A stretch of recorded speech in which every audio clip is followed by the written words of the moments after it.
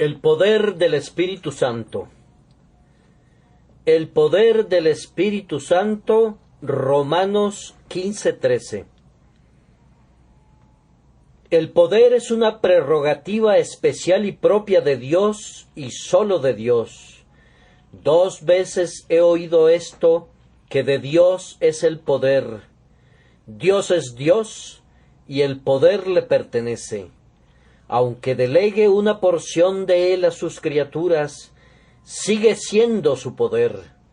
El sol, aunque es como un esposo que sale de su tálamo, se alegra como gigante para correr el camino, sin embargo no tiene poder para ejecutar sus movimientos, sino de la manera como lo dirige Dios.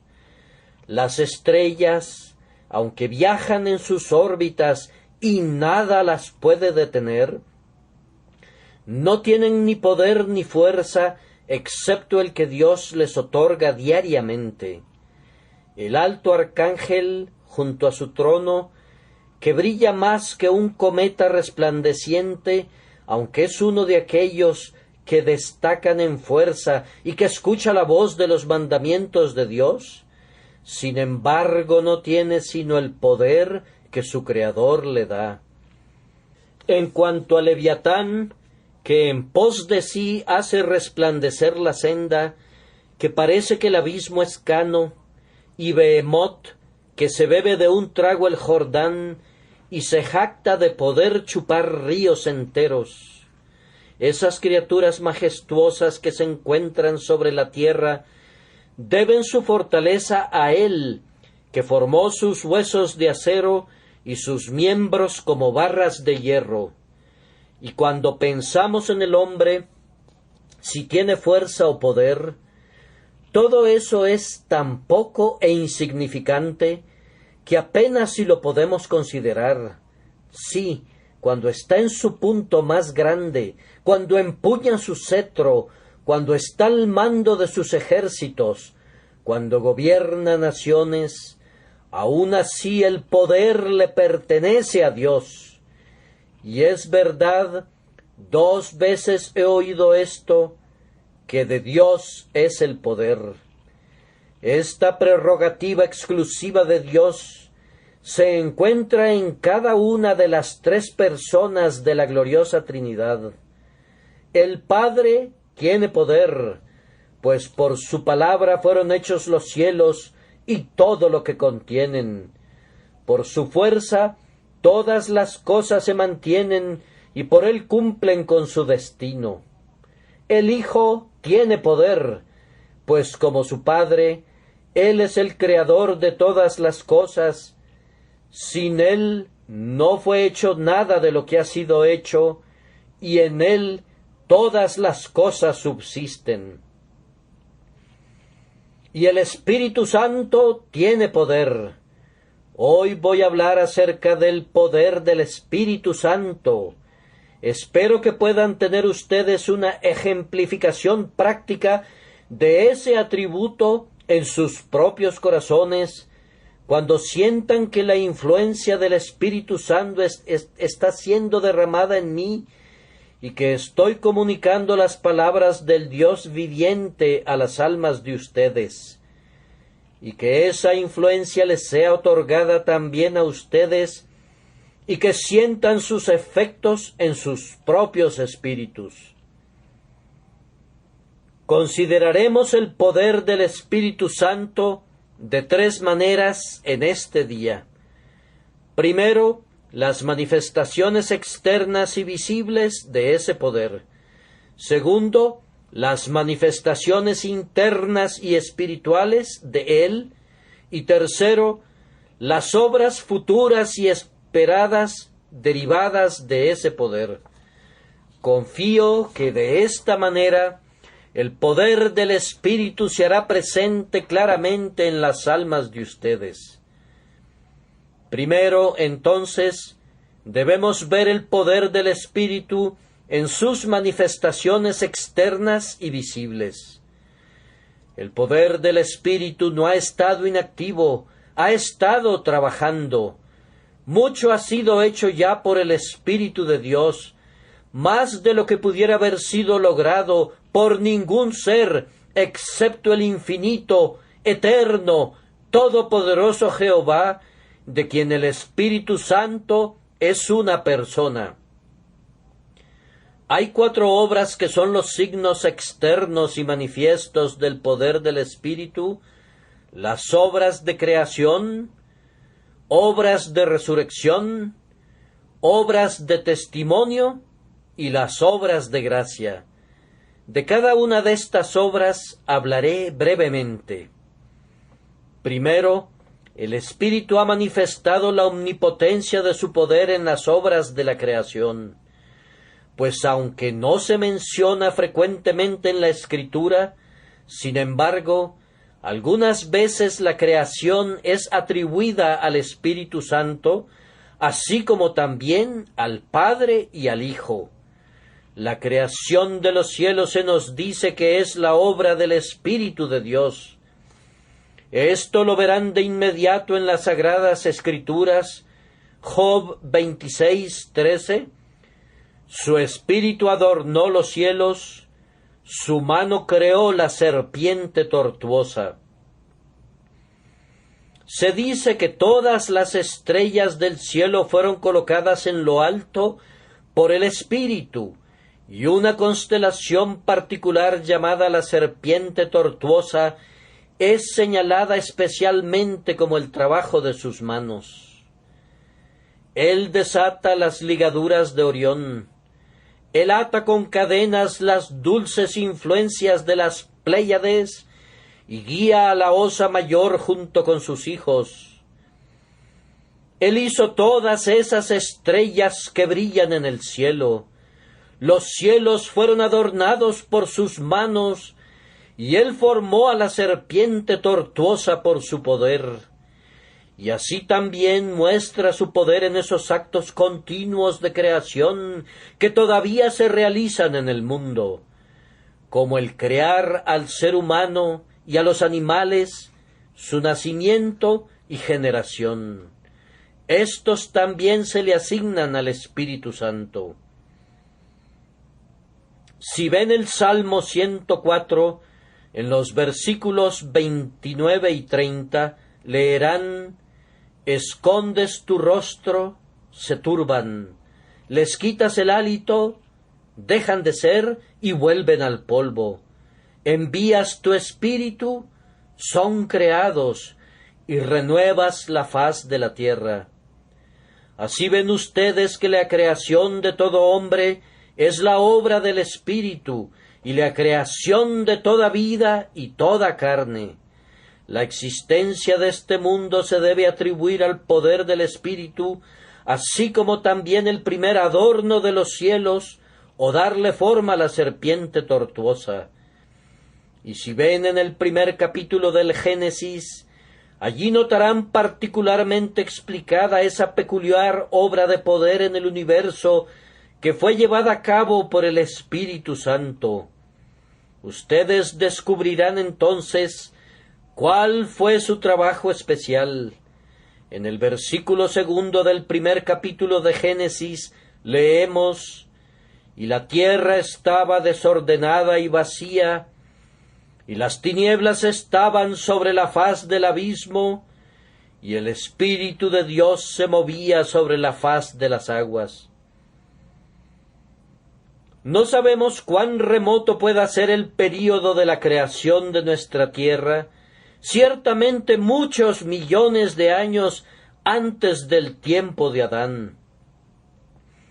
Nuestro planeta ha pasado por varias etapas de existencia y diferentes clases de criaturas han vivido en su superficie, todas ellas creadas por Dios.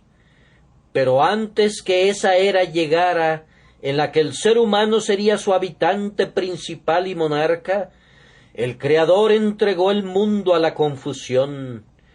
Permitió que los fuegos internos estallaran desde las profundidades y fundió toda la materia sólida, de manera que toda clase de sustancias estaban mezcladas en una vasta masa de desorden. El único nombre que se podría dar al mundo de entonces es que era una caótica masa de materia. ¿Cómo debió haber sido? No podrían ustedes adivinarlo o definirlo. La tierra estaba enteramente desordenada y vacía. Las tinieblas estaban sobre la faz del abismo, y el Espíritu de Dios se movía sobre la faz de las aguas. Llegó el Espíritu, y extendiendo sus anchas alas, ordenó a las tinieblas que se dispersaran, y al volar él sobre la tierra, todas las diferentes porciones de materia se colocaron en sus lugares, y ya no fue desordenada y vacía. Se volvió redonda como sus planetas hermanos y se puso en movimiento, cantando elevadas alabanzas a Dios, no de manera discordante como lo había hecho antes, sino como una grandiosa nota en la vasta escala de la creación. Milton describe muy bellamente este trabajo del Espíritu que establece el orden donde hay confusión, cuando el Rey de la Gloria, en su poderosa palabra y espíritu, vino para crear nuevos mundos. Sobre el piso celestial se detuvieron, y desde la orilla contemplaron el vasto inmensurable abismo, tempestuoso como un mar, sombrío, desolado, salvaje, conmocionado hasta el fondo por vientos furiosos y por olas hinchadas como montañas, al asalto de las alturas del cielo para mezclar el polo con lo profundo. Silencio, ustedes, olas perturbadas, y tú, abismo, paz, dijo la palabra que todo crea. Pongan fin a sus discordias. Entonces sobre las aguas calmadas, el Espíritu de Dios extendió sus alas creadoras e infundió virtud vital y calor vital a través de toda la masa fluida. Esto, vean ustedes, es el poder del Espíritu. Si hubiéramos visto a esa tierra en toda su confusión, hubiéramos dicho, ¿quién puede hacer un mundo de todo esto? La respuesta hubiera sido, el poder del Espíritu lo puede hacer. Con sólo extender sus alas como de paloma, él puede hacer que todas las cosas se junten. Por ello habrá orden en donde no había nada sino confusión. Y esto no es todo el poder del Espíritu. Hemos visto algunas de sus obras en la creación, pero hubo una instancia en particular de creación en la que el Espíritu Santo estuvo más especialmente ocupado, a saber, la formación del cuerpo de nuestro Señor Jesucristo. Aunque nuestro Señor Jesucristo nació de una mujer y fue hecho a semejanza de la carne pecadora, sin embargo, el poder que lo engendró estuvo enteramente en Dios, el Espíritu Santo, como lo expresan las Escrituras. El poder del Altísimo te cubrirá con su sombra. Él fue concebido por el Espíritu Santo, como dice el credo de los apóstoles, por lo cual también el santo ser que nacerá será llamado Hijo de Dios. La estructura corporal del Señor Jesucristo fue una obra maestra realizada por el Espíritu Santo. Supongo que su cuerpo debe haber sobrepasado a todos los demás en belleza, que haya sido como el del primer hombre, justo el modelo de lo que el cuerpo será en el cielo, en donde resplandecerá en toda su gloria. Esa estructura, en toda su belleza y perfección, fue modelada por el Espíritu. En su libro estaban diseñados todos sus miembros cuando todavía no habían sido creados. Él lo modeló y lo formó. Aquí, pues, tenemos otro ejemplo de la energía creativa del Espíritu. Una segunda manifestación del poder del Espíritu Santo se encuentra en la resurrección del Señor Jesucristo. Si alguna vez han estudiado este tema, pueden haberse sentido desconcertados al hallar que algunas veces la resurrección de Cristo se le atribuye a Él mismo. Por su propio poder y divinidad, Él no podía haber sido detenido por los lazos de la muerte, pero como Él voluntariamente entregó su vida, tenía poder para retomarla. En otra parte de la Escritura encontramos que la resurrección es atribuida a Dios el Padre, le levantó de los muertos, exaltado por la diestra de Dios, y así otros muchos pasajes similares. Pero también se dice en la Escritura que Jesucristo fue levantado de entre los muertos por el Espíritu Santo. Ahora bien, todas esas cosas son ciertas. Él resucitó por el Padre, porque el Padre dijo: «Suelten al prisionero, déjenlo ir. La justicia ha sido satisfecha. Mi ley ya no requiere más satisfacción. La venganza ha recibido lo que le correspondía, déjenlo ir». Aquí dio él un mensaje oficial que liberó a Jesús de la tumba. Fue levantado por su propia majestad y poder, porque él tenía el derecho de salir, y así lo sintió él, y por ello rompió las ataduras de la muerte. Él ya no podía ser retenido por ellas. Pero él fue levantado por el Espíritu en cuanto a esa energía que recibió su cuerpo mortal, por la cual se levantó de nuevo después de haber permanecido en su tumba por 3 días y noches. Si quieren pruebas de esto, deben abrir otra vez su Biblia en Primera de Pedro 3:18, porque también Cristo padeció una sola vez por los pecados, el justo por los injustos, para llevarnos a Dios, siendo a la verdad muerto en la carne, pero vivificado en espíritu. Y se puede encontrar otras pruebas en Romanos 8:11.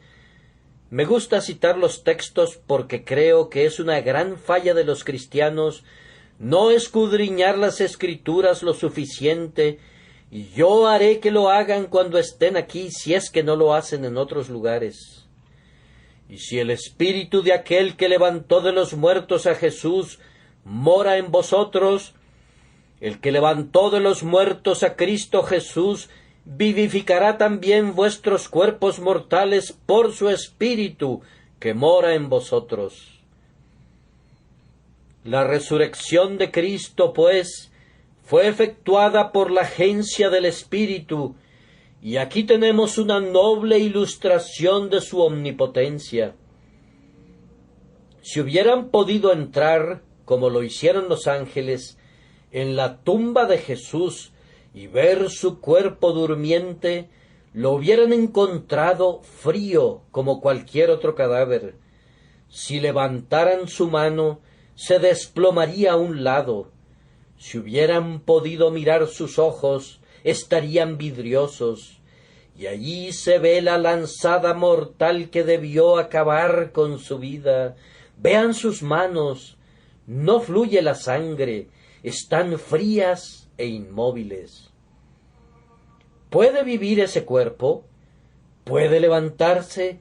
Sí, y ser un ejemplo del poder del Espíritu, porque cuando el poder del Espíritu llegó a él, al igual que cuando cayó sobre los huesos secos del valle, se levantó en la majestad de su divinidad, brillante y resplandeciente, que asombró a los vigilantes de manera que huyeron. Sí, se levantó para no morir más, sino para vivir para siempre, Rey de reyes y Príncipe de los reyes de la tierra.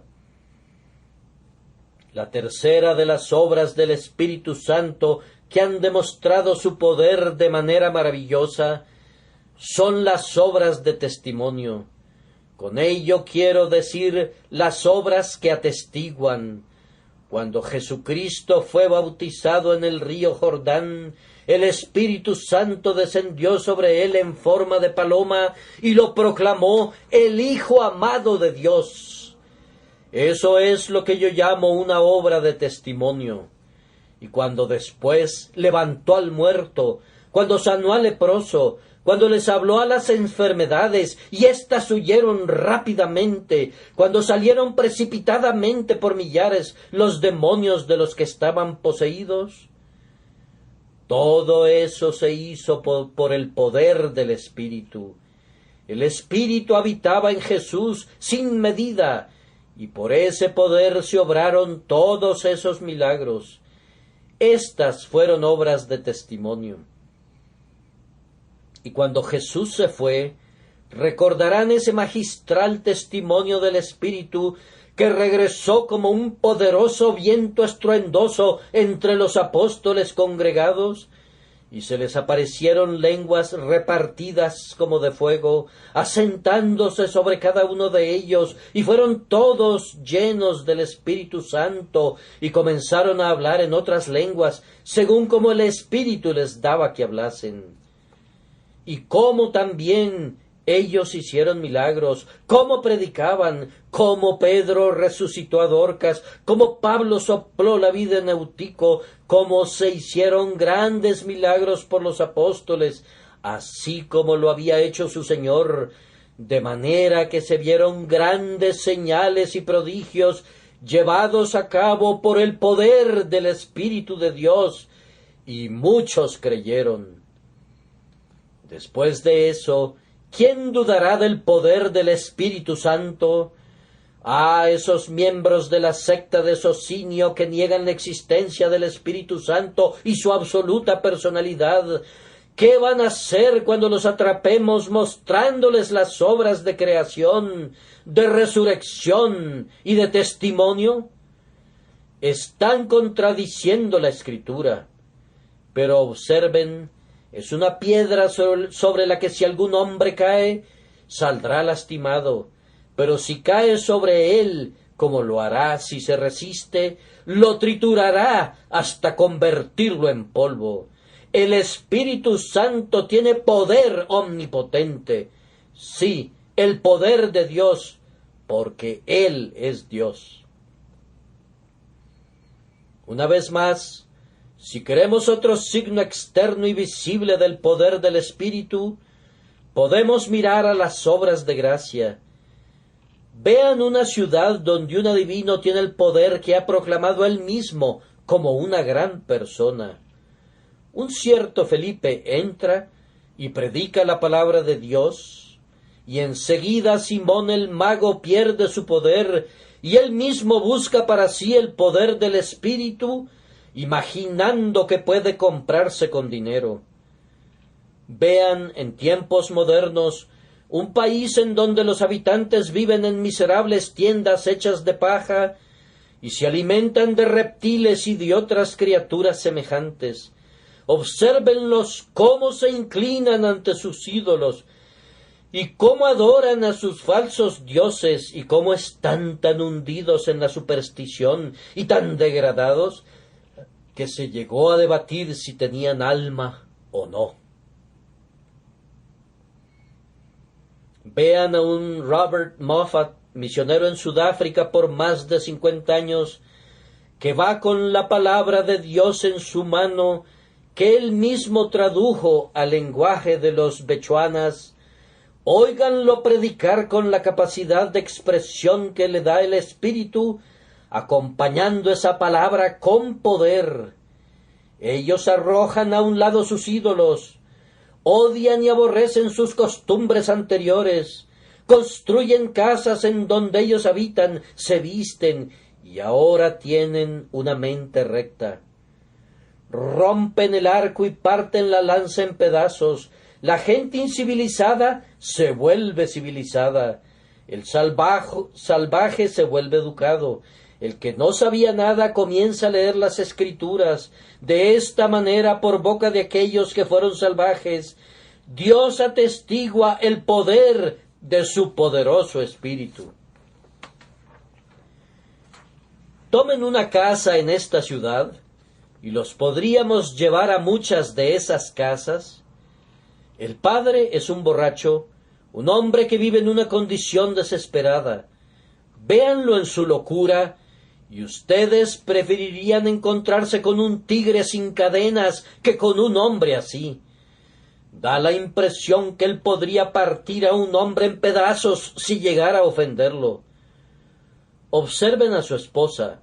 Ella también tiene su voluntad, y cuando él la trata mal, le opone resistencia. Se han visto muchas peleas en esa casa, y a menudo el ruido que generan molesta a todo el vecindario. En cuanto a los pobres niños, véanlos en sus harapos y desnudez. Pobres pequeños ignorantes. Ignorantes, dije, están siendo instruidos, y muy bien instruidos, en la escuela del demonio, y están creciendo para ser herederos de la condenación. Pero alguien a quien Dios ha bendecido por su espíritu es guiado a esa casa. Tal vez solo se trata de un humilde misionero de la ciudad, pero le habla a ese hombre. Oh, dice, ven y escucha la voz de Dios. Y ya sea por su propio mensaje o por la predicación del ministro, la palabra, que es eficaz y poderosa, corta el corazón del pecador. Las lágrimas corren por sus mejillas como nunca se había visto antes. Tiembla y se estremece. El hombre fuerte se inclina. El hombre poderoso tiembla, y esas rodillas que nunca temblaron comienzan a tambalearse. Ese corazón que nunca se acobardó ahora comienza a temblar ante el poder del Espíritu. Se sienta en una humilde banca junto al penitente. Deja que sus rodillas se doblen mientras que sus labios pronuncian la oración de un niño, pero aunque es la oración de un niño, es la oración de un hijo de Dios. Le cambia su carácter. Observen el cambio en su casa. Su mujer se vuelve una señora decente. Esos niños son el crédito de la casa, y a su debido tiempo crecen como ramas de olivo alrededor de su mesa, adornando su casa como piedras preciosas. Si pasan por esa casa, no escucharán ruido ni peleas, sino cánticos de Sión. Véanlo, no más orgías de borracho. Ha vaciado su última copa y ahora, renunciando a lo anterior, viene a Dios y es su siervo. Ahora ya no escucharán a la medianoche el grito de las bacanales, pero si se oyera un ruido, sería el sonido de un solemne himno de alabanza a Dios. Y entonces, ¿acaso no hay algo así como el poder del Espíritu? Sí, y estos seres deben haberlo experimentado y visto.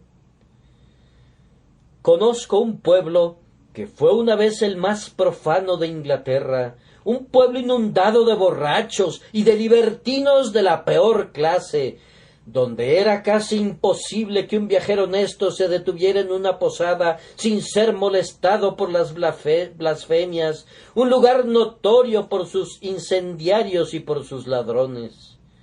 Un hombre, el jefe de todos, escuchó la voz de Dios. El corazón de ese hombre fue quebrantado. Todos sus pandilleros vinieron también para escuchar la predicación del Evangelio y se sentaron y parecían reverenciar al predicador como si fuera un Dios y no un hombre. Estos hombres fueron cambiados y reformados, y todo aquel que conoce ese lugar afirma que un cambio así no hubiera podido ocurrir nunca, sino sólo mediante el poder del Espíritu Santo. Dejen que se predique el Evangelio y que sea derramado el Espíritu, y verán que tiene un poder tal como para cambiar la conciencia, para mejorar la conducta, para levantar al degradado, para castigar y reprimir la maldad de la raza, y ustedes deben gloriarse en eso. Digo, nada hay como el poder del Espíritu. Tan solo déjenlo entrar y seguramente todo puede lograrse. Ahora, el segundo punto, el poder interior y espiritual del Espíritu Santo. Lo que ya he mencionado puede ser visto. De lo que estoy a punto de hablar debe ser sentido, y ningún hombre entenderá verdaderamente lo que digo a menos que lo sienta. Lo visible, aun el infiel debe confesarlo. Lo visible, el más grande blasfemo no puede negarlo.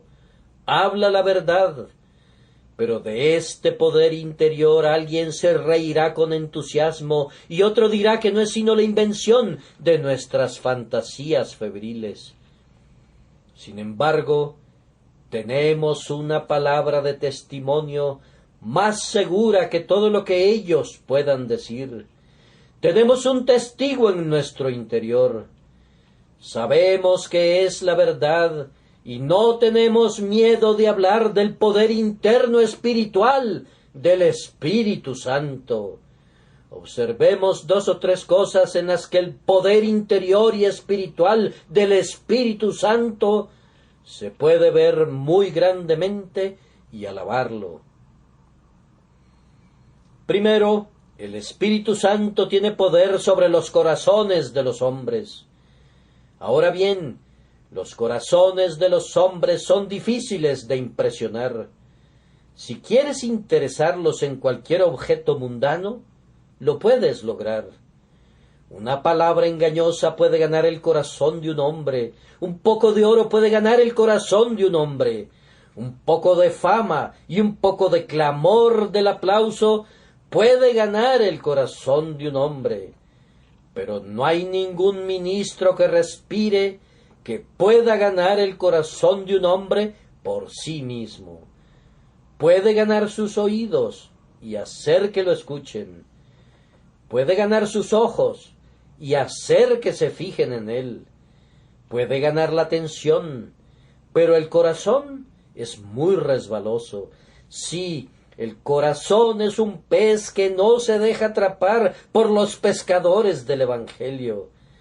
Pueden algunas veces jalarlo casi fuera del agua, pero viscoso como una anguila se resbala entre sus dedos y después de todo no lo capturan.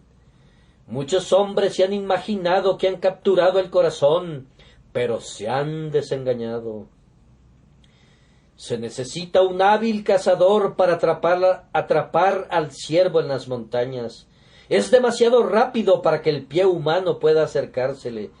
Sólo el Espíritu tiene el poder sobre el corazón del hombre.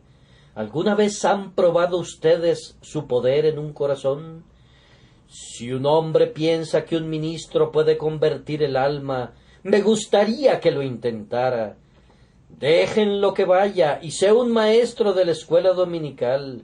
Dará su clase, tendrá los mejores libros que puedan obtenerse, tendrá las mejores reglas, instalará sus murallas alrededor de su Sebastopol espiritual.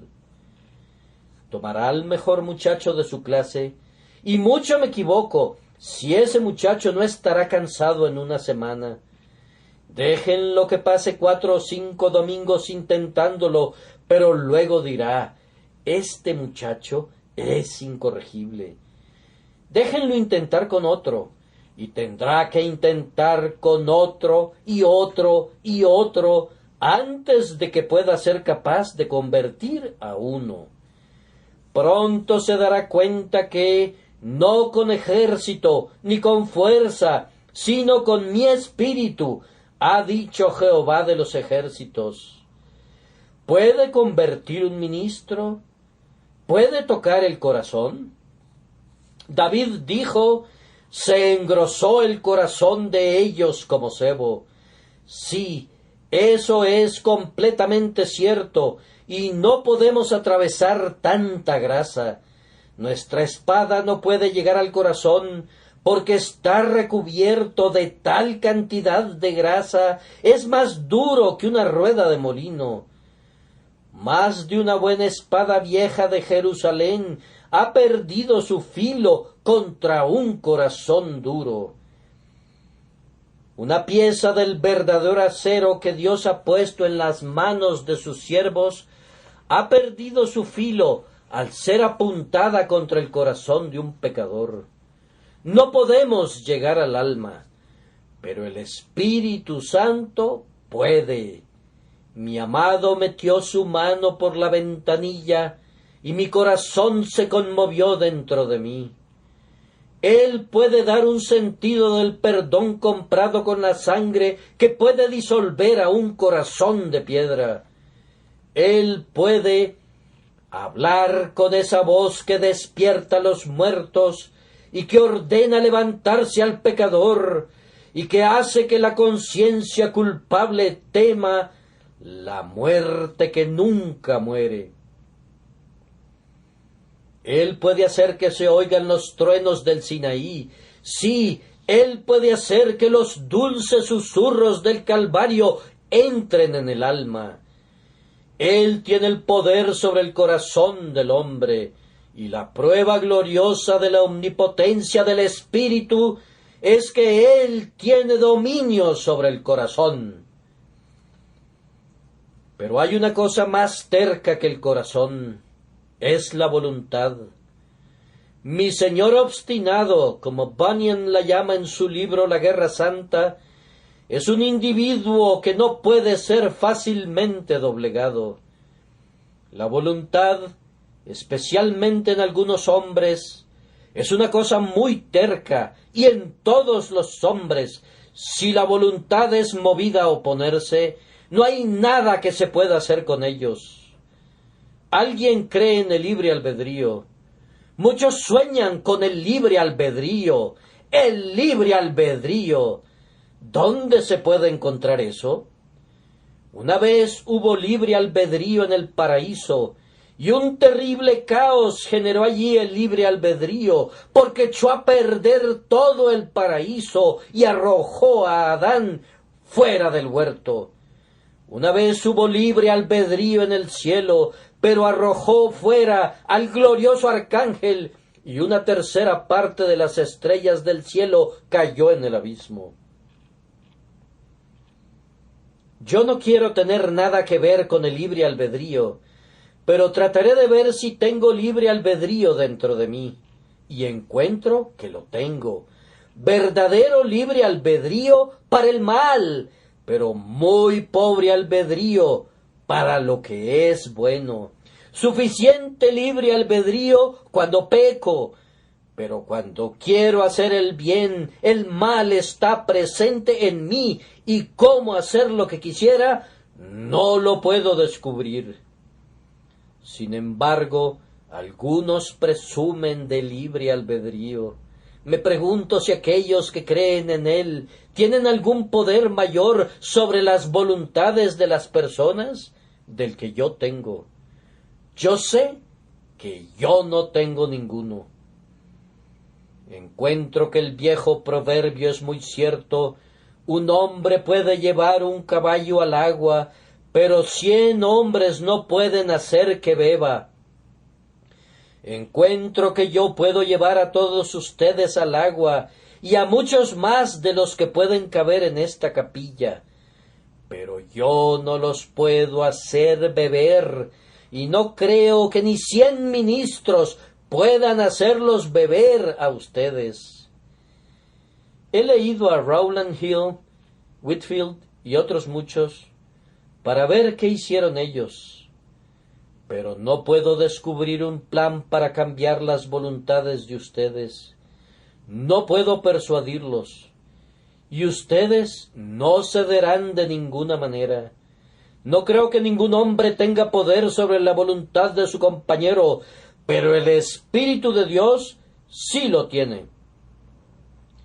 Los haré dispuestos en el día de mi poder.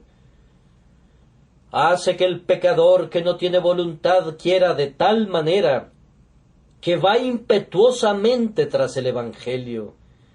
El que era obstinado ahora se apresura hacia la cruz. El que se reía de Jesús ahora se aferra a su misericordia. Y el que no quería creer ahora es llevado a creer por el Espíritu Santo, no sólo con gusto, sino ansiosamente. Es feliz, está contento de hacerlo, se regocija con el sonido del nombre de Jesús y se deleita en correr por el camino de los mandamientos de Dios. El Espíritu Santo tiene poder sobre la voluntad. Y sin embargo creo que hay algo que es peor que la voluntad. Podrán imaginar a qué me refiero.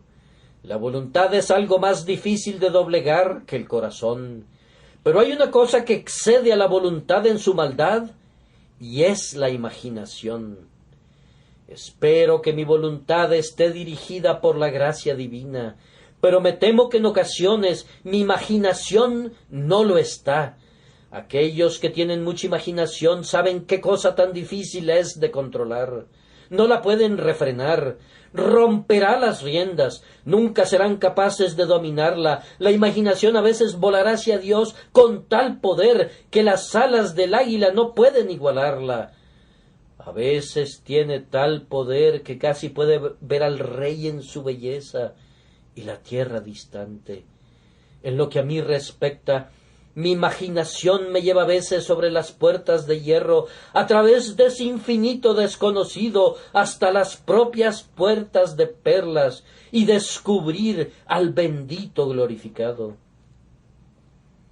Pero si es potente en un sentido, también lo es en otro, pues también mi imaginación me ha hecho descender a los más viles escondrijos y cloacas de la tierra. Me ha traído pensamientos tan horribles que a pesar de no poder evitarlos, he estado completamente aterrorizado por ellos. Estos pensamientos vendrán, y cuando me siento en mi marco más santo, más devoto hacia Dios y más fervoroso en mi oración, a menudo sucede que es el preciso momento que estalla la plaga en su peor forma. Pero me gozo y pienso una cosa, que puedo clamar cuando esta imaginación viene a mí. Yo sé que se dice en el libro de Levítico que cuando se cometía un acto de maldad, si la muchacha clamaba contra él, entonces salvaba su vida. Así sucede con el cristiano. Si clama, hay esperanza. ¿Pueden encadenar la imaginación? No, pero el poder del Espíritu Santo sí puede. Lo hará, y ciertamente termina haciéndolo. Lo hace aún aquí en la tierra. Pero la última cosa es el futuro y los efectos deseados. Porque después de todo, aunque el Espíritu Santo ha hecho tanto, no puede decir todavía consumado es. Jesucristo pudo exclamar en lo que concierne a su propia labor, consumado es, pero el Espíritu Santo no puede decir eso, tiene todavía más que hacer. Y hasta la consumación de todas las cosas, cuando el propio Hijo llegue a ser sujeto al Padre, el Espíritu Santo no dirá consumado es. ¿Qué es lo que tiene que hacer el Espíritu Santo? Primero, tiene que perfeccionarnos en la santidad. Hay dos clases de perfección que un cristiano necesita. Una es la perfección de la justificación en la persona de Jesús, y la otra es la perfección de la santificación obrada en él por el Espíritu Santo. Por el momento la corrupción todavía descansa en los pechos de los regenerados. Actualmente el corazón es parcialmente impuro. Todavía tenemos lujurias e imaginaciones malvadas. Pero, oh, mi alma se regocija al saber que viene el día cuando Dios terminará el trabajo que ha iniciado y presentará mi alma no solamente perfecta en Cristo, sino perfecta en el Espíritu, sin mancha o defecto o nada parecido. Y es verdad que este pobre corazón depravado llegará a ser tan santo como el de Dios. Y este pobre espíritu que a menudo exclama: «Miserable de mí, ¿quién me librará de este cuerpo de pecado y de muerte?», este mismo pobre espíritu será libre del pecado y de la muerte. Y ya no oiré cosas malas que perturben mis oídos, y no tendré pensamientos impuros que perturben mi paz. Oh, feliz hora, que se apresure, justo antes de que yo muera. Se habrá terminado la santificación, pero hasta ese momento no puedo tener la perfección en mí mismo. Pero en ese momento, cuando parta mi espíritu, tendrá su último bautismo en el fuego del Espíritu Santo. Será puesto en el crisol para su última prueba en el horno. Y entonces, libre de toda escoria y fino como una barra de oro puro, será presentado a los pies de Dios sin el mínimo grado de escoria o mezcla. Oh hora gloriosa, oh momento bendito. Pienso que deseo morir aunque no hubiera un cielo, si tan solo pudiera tener esa última purificación y salir de la corriente del río Jordán totalmente limpio después de ser lavado. Oh, ser lavado y quedar blanco, limpio, puro, perfecto. Ni un ángel será más puro de lo que yo seré. Sí, ni Dios mismo será más santo. Seré capaz de decir en un sentido doble: gran Dios, soy limpio, por medio de la sangre de Jesús soy limpio, y a través de la obra del Espíritu también soy limpio. ¿No debemos ensalzar el poder del Espíritu Santo que nos hace aptos para estar ante nuestro Padre en el cielo? Otra gran obra del Espíritu Santo que no está cumplida todavía es la de traer la gloria del último día. En unos cuantos años, no sé cuándo, no sé cómo, el Espíritu Santo será derramado en una forma muy diferente que en el presente. Hay diversidades de operaciones, y durante los últimos años ha sido el caso que las operaciones diversificadas han consistido en muy poco derramamiento del Espíritu. Los ministros siguen una rutina monótona, continuamente predicando, y poco bien se ha hecho. Tengo la esperanza de que tal vez una nueva era ha amanecido sobre nosotros y que habrá un mayor derramamiento del Espíritu Santo ahora. Porque llega la hora, y puede ser justo ahora, cuando el Espíritu Santo será derramado otra vez, de una manera tan maravillosa que muchos correrán de un lado a otro y se incrementará el conocimiento. El conocimiento del Señor cubrirá la tierra, así como las aguas cubren la superficie de los grandes abismos. Vendrá su reino, y su voluntad será hecha en la tierra como lo es en el cielo. No estaremos esforzándonos para siempre como Faraón, sin las ruedas de su carruaje. Mi corazón se alegra y mis ojos brillan con el pensamiento de que muy probablemente viviré para ver cómo se vierte así el Espíritu cuando los hijos y las hijas de Dios otra vez profetizarán, y los jóvenes verán visiones, y los ancianos soñarán sueños.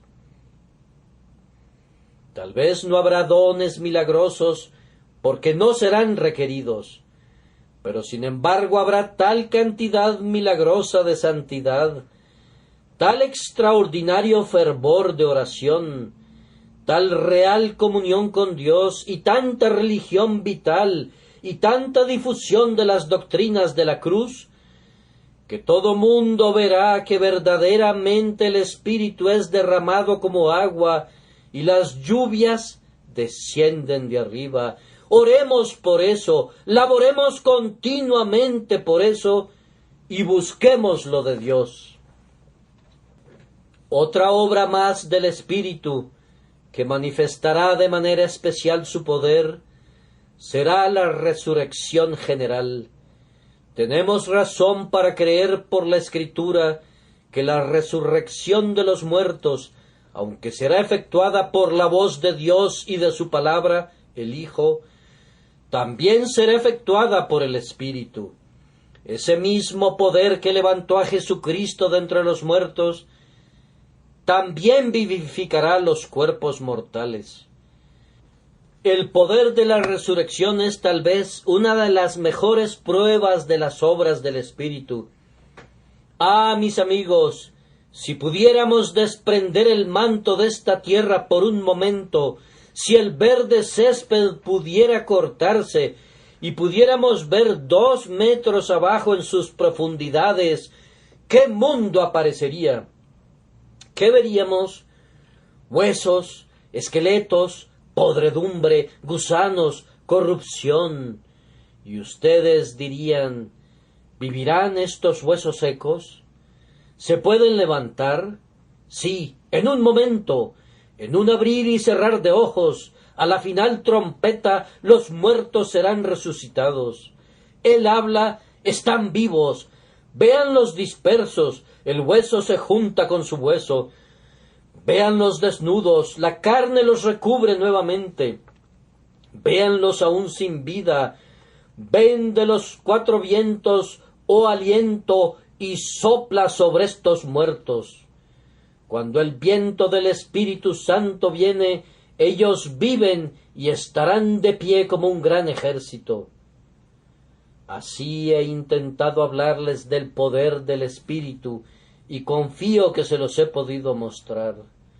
Ahora debemos dedicar un momento o dos para una conclusión práctica. Cristiano, el Espíritu es muy poderoso. ¿Qué concluyes de ese hecho? Pues que tú nunca debes desconfiar del poder de Dios para llevarte al cielo.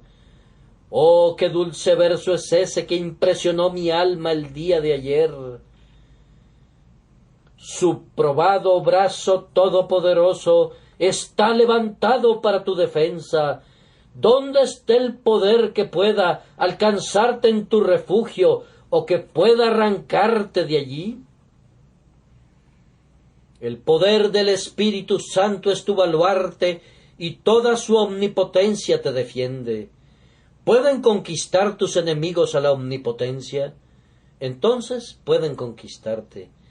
¿Pueden luchar con la deidad y arrojarla al suelo? Entonces ellos pueden conquistarte. Pero eso no sucederá, porque el poder del Espíritu es nuestro poder, el poder del Espíritu es nuestra fortaleza.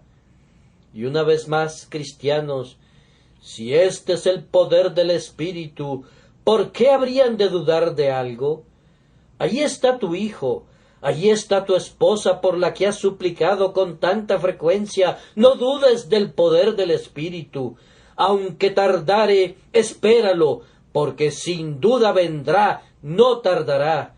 Allí está tu esposo, oh santa mujer, has luchado por su alma, y aunque es un infeliz tan endurecido y desesperado que te trata mal, hay poder en el Espíritu. Oh ustedes que han salido de iglesias desoladas, con muy escasas hojas en el árbol, no duden que el poder del Espíritu los levante, porque será lugar donde descansen asnos monteses y ganados hagan majada, abierto pero deshabitado hasta que el Espíritu se derrame desde arriba. Y entonces el suelo árido será convertido en un estanque y la sedienta tierra tendrá fuentes de agua. Entonces en las habitaciones de los dragones, en donde cada uno de ellos yace, habrá pasto con carrizos y juncos, y ustedes, oh miembros de este templo, ustedes que recuerdan lo que Dios ha hecho especialmente para ustedes, nunca desconfíen del poder del Espíritu. Ustedes han visto el desierto florecer como el Carmelo. Ustedes han visto el desierto florecer como una rosa. Confíen en él para el futuro. Salgan, pues, y laboren con esta convicción. El poder del Espíritu Santo es capaz de todo. Vayan a su escuela dominical. Vayan a distribuir sus folletos. Vayan a su empresa misionera. Vayan a predicar en sus habitaciones con la convicción de que el poder del Espíritu es nuestra gran ayuda. Y ahora, por último, a ustedes pecadores, ¿qué más tenemos que decirles acerca de este poder del Espíritu? Estoy convencido que hay esperanza para algunos de ustedes. Yo no puedo salvarlos, yo no puedo conmoverlos. A veces puedo hacer que lloren, pero se secan sus ojos y todo ha terminado. Pero yo sé que mi Señor sí puede. Ese es mi consuelo. Tú, el primero de los pecadores, hay esperanza para ti. Este poder te puede salvar como a cualquiera. Es capaz de romper tu corazón, aunque sea de hierro. Puede hacer que de tus ojos broten las lágrimas, aunque hayan sido como rocas anteriormente. Su poder es capaz hoy, si Él lo quiere, de cambiar tu corazón, de modificar la corriente de todas tus ideas, de hacerte de inmediato un hijo de Dios, de justificarte en Cristo. Hay poder suficiente en el Espíritu Santo. Él puede traer a los pecadores a Jesús. Él es capaz de hacerte querer en el día de su poder. ¿Quieres esta mañana? ¿Ha ido Él tan lejos como para hacer que desees su nombre, para hacer que desees a Jesús? Entonces, oh pecador, mientras Él te atrae, di: atráeme, soy infeliz sin ti. Síguelo, síguelo, y a medida que Él te conduzca, pisa sobre sus huellas y regocíjate de que Él ha iniciado una buena obra en ti, porque hay una evidencia de que Él continuará haciéndolo hasta el final. Y oh tú abatido, pon tu confianza en el poder del Espíritu, descansa en la sangre de Jesús, y tu alma es salva, no solamente ahora, sino a través de la eternidad. Que Dios los bendiga a ustedes, mis oyentes. Amén.